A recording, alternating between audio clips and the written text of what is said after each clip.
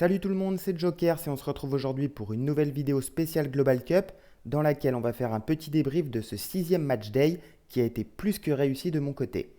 Mais bien évidemment, on commence par le plus important, la qualification des Bleus en finale de cette Coupe du Monde 2022. 4 ans après la deuxième étoile, on va avoir l'occasion d'en afficher une troisième sur le maillot. Ce ne sera certainement pas facile face aux Argentins, d'ailleurs c'est possible que ce soit le match le plus dur à gérer de ce parcours, mais une chose est sûre, c'est que dimanche, on aura droit à un match de folie entre ces deux nations. Alors avant d'aller plus loin, petite parenthèse pour vous informer que si vous n'êtes pas encore inscrit sur Sora et que vous avez envie de vous lancer dans l'aventure, je vous propose de le faire en passant par mon lien de parrainage qui se trouve juste sous cette vidéo. Comme ça, en plus de gagner une carte gratuite et de m'en faire gagner une par la même occasion, vous aurez droit à un accompagnement personnalisé tout au long de votre aventure. Ceci étant dit, on va pouvoir entrer dans le vif du sujet. L'équipe alignée comportait des Argentins et des Français, donc j'ai suivi de très près ces deux matchs. Et on commence avec le premier, celui opposant l'Argentine à la Croatie. Alors même si le score final est de 3-0, je trouve que les Croates n'ont pas démérité. Ils ont clairement eu la possession sur les demi-temps, ils ont frappé plus de fois au but, même si c'était souvent hors cadre. Il y a cette sortie un peu folle de Livakovic sur Alvarez qui offre un penalty à Messi dès la première demi-heure de jeu, et puis tu prends le deuxième but dans la foulée. Honnêtement, je pense que c'est dur de s'en remettre. En tout cas, c'est tout bon pour nous puisque Messi est auteur d'un but et d'une passe décisive et termine donc avec une note de 98 grâce au bonus capitaine. Au milieu de terrain, c'était difficile de drafter mieux niveau argentin puisque c'est Fernandez qui obtient la meilleure note au milieu et nous rapporte donc 56 points supplémentaires. L'Argentine est donc la première équipe à se qualifier pour la finale. La deuxième demi-finale opposait la France au Maroc. Très beau match entre ces deux équipes, il y a eu beaucoup de suspense. Théo Hernandez ouvre le score dès la 5e minute de jeu et réalise une performance XXL lui valant une note finale de 100 points. Griezmann nous fait une très bonne deuxième mi-temps et atteint la note de 68 grâce à son AA score de 31.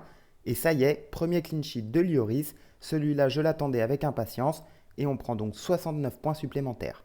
On aura eu droit à quelques frayeurs avant le but libérateur de Kolo Muani, mais c'est fait, la France est pour la 4e fois de son histoire en finale de Coupe du Monde. Donc on termine à la 1502e place du classement sur ce 6e match day et on récupère donc une nouvelle fois 3 rewards, une Star Common, une Star Custom Series et cette fois-ci une T2 Limited. Alors malheureusement, il n'y aura pas l'ouverture des rewards dans cette vidéo car au moment où je l'enregistre, elles ne sont pas encore arrivées. Je ne suis pas dispo avant dimanche et je voulais quand même publier cette vidéo avant le début du dernier match day. Je vous partagerai tout de même sur Twitter ce qu'on a récupéré dès que les récompenses seront là. Donc on y est, dernier match day de cette Global Cup et je pense qu'on ne pouvait pas rêver mieux comme finale. France-Argentine, le duel Mbappé-Messi. Alors la petite finale est également couverte par Sorare pour ce dernier match day, mais de mon côté ça ne va pas changer grand chose puisqu'on va rester sur la même line-up étant donné qu'on ne peut pas drafter de nouveaux joueurs. Peut-être que je ferai une modification en fonction de la reward qu'on récupère, mais honnêtement il y a très peu de joueurs qui me feraient changer d'avis. Dans les cages, on retrouvera donc Hugo Lloris.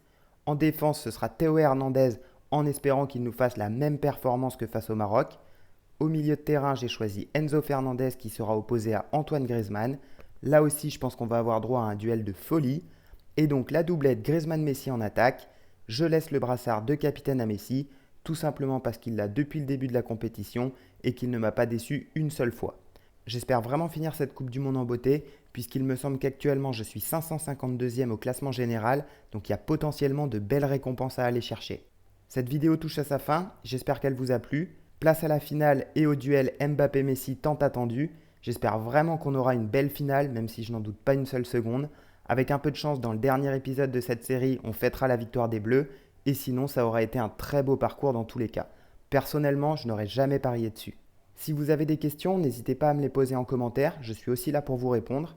N'hésitez pas non plus à lâcher un petit pouce bleu et à vous abonner à ma chaîne pour ne rien manquer de la suite de mon aventure dans cette Global Cup. On se retrouve au prochain épisode. Ciao l'équipe!